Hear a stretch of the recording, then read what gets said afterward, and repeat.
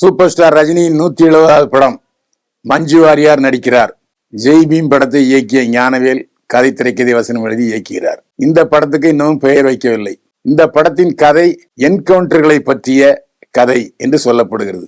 இதில் போலீஸ் அதிகாரியாக நடிக்கிறார் ரஜினிகாந்த். இந்த படத்தில் ஏற்கனவே தெலுங்கு நடிகர் நானி, மலையாள நடிகர் பகத் பாசில் ஆகியோர் ஒப்பந்தம் செய்யப்பட்டு விட்டார்கள். இந்த படத்தில் மஞ்சு வாரியாரை நடிக்க வைக்க பேச்சுவார்த்தைகள் நடந்து கொண்டிருக்கிறது. ஏற்கனவே தனுஷ் நடித்த அசுரன், அஜித் நடித்த துணிவு ஆகிய படங்களில் நடித்திருந்தார் மஞ்சு வாரியார். யோகி பாபு நடிக்கும் படத்தை செல்வராகவன் கதை திரைக்கதை வசனம் எழுதி இயக்குகிறார். செல்வராகவன் இப்போது நடிப்பில் கவனம் செலுத்தியிருந்தாலும் அவர் நடிப்பில் கவனம் செலுத்தி வந்த படங்கள் சரியாக போகவில்லை. மீண்டும் இயக்குவதில் கவனம் செலுத்தி வருகிறார் செல்வராகவன். செல்வராகவன் கதாநாயகனாக நடிக்கும் படத்தில் 2ஆம் கதாநாயகனாக யோகி பாபு நடித்துக் கொண்டிருக்கிறார். இந்த படத்தில் ஒளிப்பதிவாளர், நடிகர், இயக்குனர் ராஜீவ் மேனனின் மகள் சரஸ்வதி மேனன் கதாநாயகியாக அறிமுகமாகிறார். இந்த படத்தை செல்வராகவன் இயக்கவில்லை. புதிய இயக்குனர் ரங்கநாதன் கதை திரைக்கதை வசனம் எழுதி இயக்குகிறார். மும்பை தெருக்களில் காதலனுடன் உல்லாசமாக சுற்றும் தமன்னா.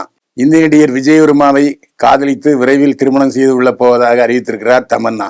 விஜயவர்மா காதலருடன் மும்பை தெருக்களில் உல்லாசமாக தமன்னா சுற்றி திரியும் வீடியோ சமீபத்தில் வலைதளங்களில் வைரலாகி கொண்டிருக்கிறது. அதிக சொத்துள்ள நடிகர்கள். தெலுங்கு நடிகர்களுக்கே முதலிடங்கள். 3000 கோடி சொத்து நாகார்ஜுனாவுக்கு உள்ளது. இந்திய சினிமா நடிகர்களில் அதிகமான சொத்து உள்ள நடிகர் நாகார்ஜுனா தான். 3000 கோடி ரூபாய்க்கு மேல் இந்தியாவில் சொத்துக்கள் உள்ளன. இவர் மூத்த தெலுங்கு நடிகர் நாகேஸ்வரராவின் மகன். அடுத்து நடிகர் வெங்கடேஷுக்கு 2850 கோடி ரூபாய்க்கு சொத்து இருக்கிறது. 3வது இடத்தில் வருபவர் சிரஞ்சீவி. சிரஞ்சீவிக்கு 1650 கோடி ரூபாய்க்கு சொத்து இருக்கிறது.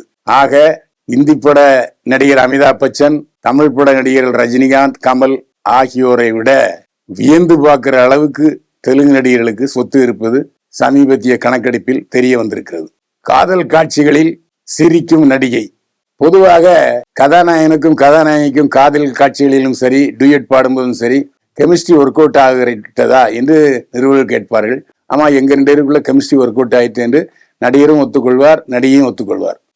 இதிலிருந்து வித்தியாசமா நடிகை துஷாரா விஜயன், சார்பட்டா மற்றும் சமீபத்தில் வெளிவந்த அநீதி ஆகிய படங்களில் நடித்திருந்தார் துஷாரா விஜயன். சமீபத்தில் நிருபர்களிடம் பேசும்போது, அநீதி படத்தில் நான் அர்ஜுன் தாஸுடன் காதல் காட்சியில் நடிக்க வேண்டியிருந்தது.